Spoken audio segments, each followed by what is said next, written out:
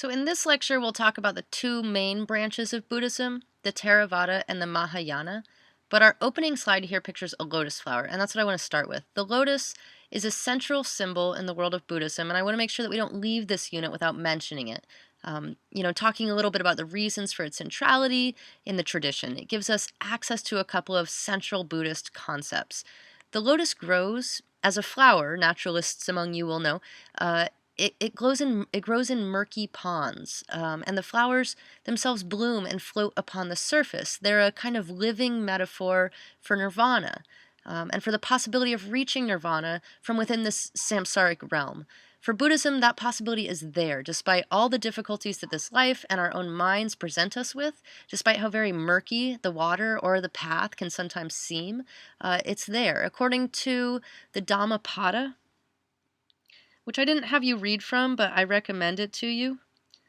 It's often What the Buddha Taught is the title. According to the Dhammapada, the Buddha's last words were these: all created things decay, strive for your own release with diligence. So the conditions of our lives are impermanent. Those with whom we interact are only temporarily present, but those conditions are also necessary.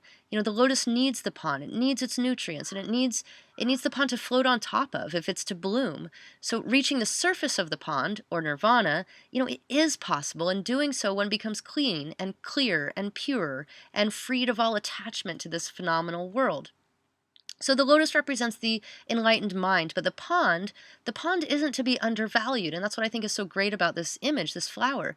The conditions that we live through are a necessary context, but they're not only necessary. This is not a nihilistic tradition. For most Buddhists, one can only attain nirvana from within the human form, from within the human experience. So strive for your release with diligence, and if you don't do it in this lifetime, hope for another human rebirth, which for this tradition is rare and wonderful. A wonderful context, a wonderful possibility. One loves the pond. One just does so without attachment. One floats above it, right? But one loves it. One sits, one rests upon it. One rides it, and one grows through the pond, knowing that the flower itself, the possibility of the flower depends upon it, is connected to it and to all things in an interconnected web of conditional experience. And this brings us to karuna, or compassion. The English word is not directly etymologically connected to the Sanskrit, but the root of the English word reflects well what's going on with the Buddhist concept of karuna. Compassion means to suffer together with. That's the etymology of the word. We remember back to Christianity, where passion narratives, which, we usually think of passion as that thing that's like, oh, be still my beating heart, right? And it's so exciting and it's so wonderful. And no, it means suffering, right? And I should give you a key into some of our most basic human experiences, but the passion of the Christ is that story of the crucifixion of Jesus. His heart is not a thumping all happy, right? It's suffering. That's the idea. So here we have compassion, to suffer together with.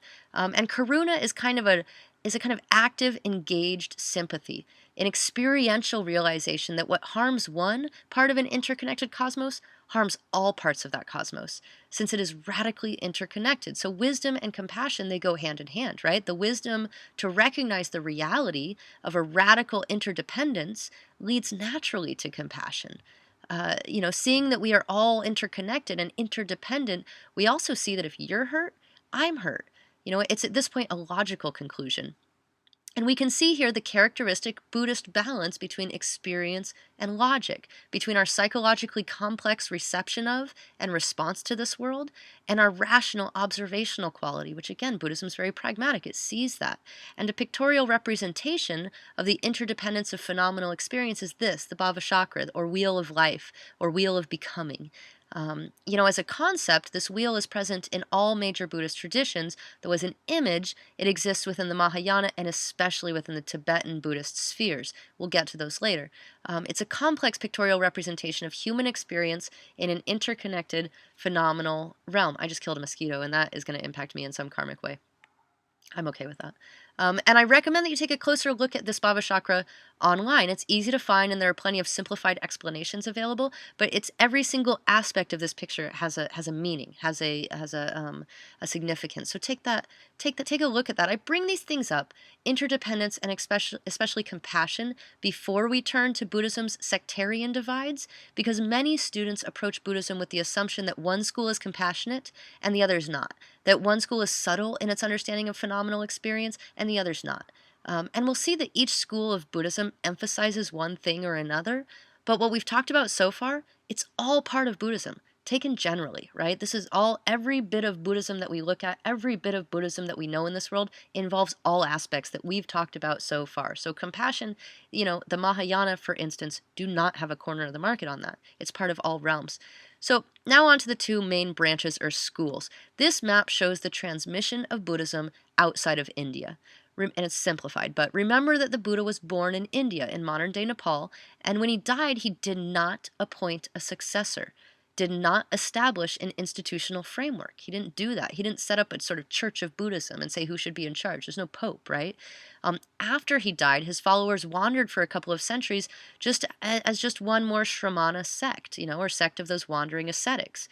It was in the 3rd century BCE with King Ashoka. King Ashoka, remember him? We talked about him a bit. I'm losing my page. King Ashoka. In the 3rd century BCE, that a written canon of Buddhist texts began to be developed. And it's with Ashoka's support that Buddhism really becomes more than just a group of wandering ascetics.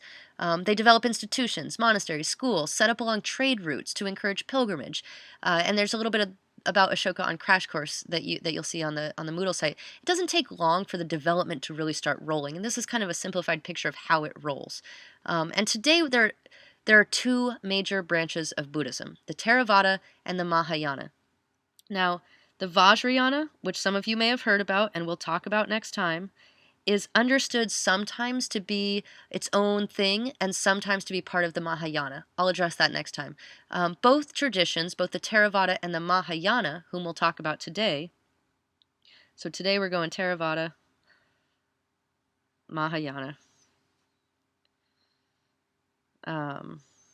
Both of those schools understand themselves to be the authentic tradition. Okay, so from a modern scholarly perspective, though, Theravada is the older of the two.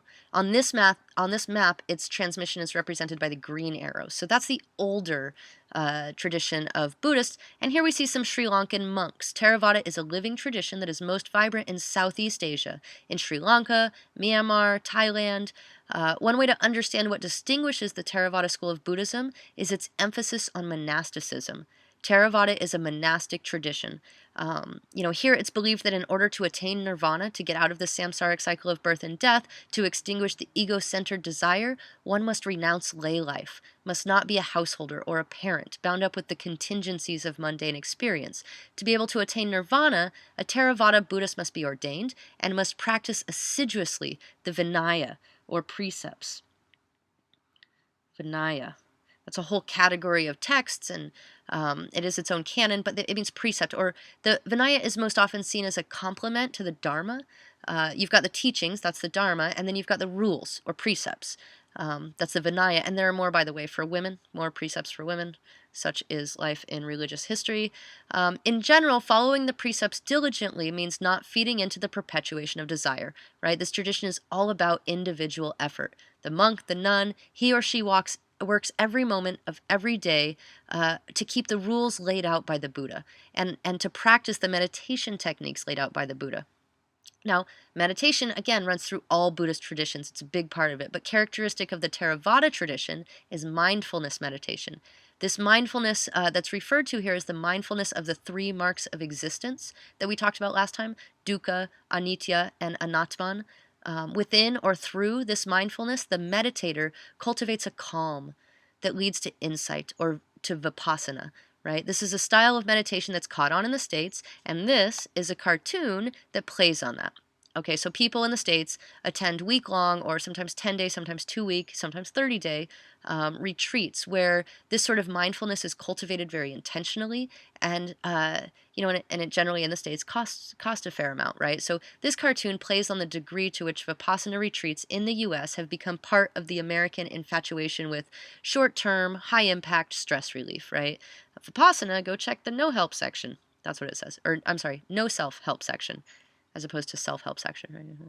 Okay, so at the core of this practice is the observation of your own feelings. And this is a place where you might pause the video, close your eyes, and observe your own thoughts, feelings, and sensations. And I encourage you, if you're going to do so, set a timer for 1 minute. Close your eyes and watch how very fleeting all of these things are, even within the core of individuality that we imagine to be our stable selves. The Buddhist tradition often refers to this fleetingness as the monkey mind, jumping from one tree limb to the next, never stopping long enough to even imagine a stable identity into the flux and flow of experience. And this is about the observation of things as they are, the observation that no feeling is final. As much as we might feel that it will be, or feel that it is when we're engrossed in it, right? Love, or pain, right? This headache will never end, or joy, like, this is forever, or jealousy, like, I could never get over this. All of this, all is seen as all encompassing while it's happening, and yet all is fleeting. And that's what Vipassana meditation is meant to get you to. So if you're going to pause, unpause. Okay. But the idea here is that through introspection, by watching our feelings fleet past our minds, right, one can achieve self-transformation. This is a totalizing practice. It is a practice that is all-encompassing. It is within the Theravada tradition seen to be a practice that is not really available to the husband or the wife, to the boss or the employee, to the student or the teacher, not available in the realm of sex or family or work or money. It's not available because in those cases, our introspection is always pulled outward, right, towards something else. Mom, I need lunch, right? Sarah, you haven't finished your whatever for the week, right? You're behind on your forum responses. You need to record another video, right? Please this, please that. That's life, right? The householder in the Theravada tradition has a different role, and their role is to support the Sangha, to give alms to monks and nuns, who are understood as fields of virtue, right? Ready to accept your good karma, to collect in the hopes of collecting good karma and gaining a better rebirth, right? I give to the fields of virtue so that I might be reborn as a monk or a nun, better within the tradition to be born as a monk. So the goal, once you're there in the life of a monk or a nun, within Theravada Buddhism, the monastic goal is to become an arhat, or one who is worthy, one who has gained insight into the nature of existence and will not be reborn, right? Who has achieved liberation and will live out the rest of his or her life in this realm, but will not re-enter the world of rebirth. The arhat has solved the problem of the self, will not be reborn into the samsaric realm. And this is where the Theravada ideal differs most conspicuously from the Mahayana ideal, the Bodhisattva. Mahayana means greater vehicle. The Theravada tradition is what's left of what the Mahayana have historically referred to as the Hinayana. I'm going to write this here, but not because it's a word that we really use, but because you should know. To be clear, nobody calls themselves Hinayana. It means lesser vehicle, and it's generally considered offensive as a term, or at least very strongly biased. The idea, though, is rooted in this metaphor of a vehicle or a raft, right? The Buddhist teachings as a raft, and we'll go into that more next time. But for the Theravada, whom, again, were one of many groups that the Mahayana referred to as Hinayana, okay? For the Theravada, the Buddha was a man. He was a teacher. He did what he could to show us the way, but he's gone, and he can't help you now. You have the teachings, you have the Dharma, use them, right? That's all you get. But around the turn of the Common Era, there was a movement within Buddhism toward a more bhakti-style understanding of the Buddha, though the Mahayana themselves trace their own roots back to the beginning, back to the time of the historical Buddha. We know that as a cultural development, Mahayana Buddhism happened around the turn of the century, some 500 years after the death of the historical Buddha. This movement expressed the thought that maybe we're not alone. Maybe we're not on our own, right? Maybe there is a greater vehicle, a bigger vehicle, more of a bigger raft, which has a crew team of divinely accomplished supernatural beings who can help us row. Maybe it's not all on me. And the Mahayana is much more open to laity, or the non-ordained, the householding Buddhists, because now these folks are understood to have help. They can sort of do it all, in a sense. Like, they can do their householding life, but because they have this supernatural help, they can also hope to attain nirvana, right? And the ideal here shifts, and that ideal is what we'll spend the rest of this lecture on. It is the Bodhisattva. While compassion, or karuna, was always a focus within Buddhism, it gains an increased focus here. An emphasis in the doctrine that wasn't there before.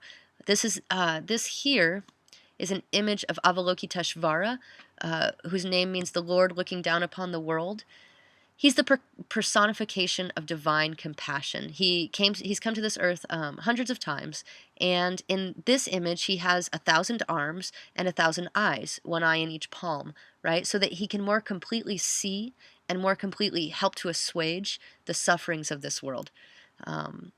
One interesting thing is that when Avalokiteshvara moves to China, right, Avalokiteshvara begins in the early Indian context, and as Buddhism moves towards the east, and that, like as the map showed, it sort of moves north and south, but east the whole time, right? When Avalokiteshvara moves to China, he comes to be known as Guan Yin, and as a woman.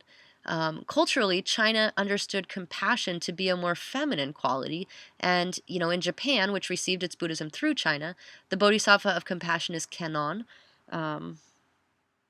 Kannon, that's not Hinayana, but Kannon is also a woman. So next time we'll turn to Tibetan Buddhism, but one thing that we'll close on here is that the Dalai Lama, spiritual and political leader of Tibet, is understood to be himself a reincarnation of Avalokiteshvara, the Bodhisattva of compassion. That's what he's understood to be, also known as Chenrezig in Tibet. So it goes by many names, but this Bodhisattva of compassion has a pretty consistent personality, though there's some gender bending and some name changing. And finally, here's the Bodhisattva vow, which can be seen to emphasize the divine compassion at play in the Mahayana. Bodhisattvas postpone their own entrance to nirvana, and they transfer their merit to those in need.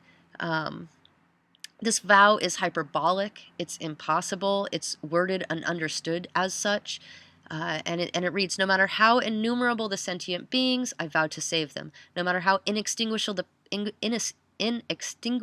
the passions, I vow to extinguish them. No matter how immeasurable the dharmas, I vow to study them. And no matter how incomparable the Buddha truth, I vow to attain it. Right? No matter how impossible these tasks are, I vow to do them. That's the Bodhisattva vow. Now, next time we'll turn to Tibetan Buddhism as well as to a couple more Buddhist concepts. And we'll start again with the Bodhisattva vow. We'll return to that.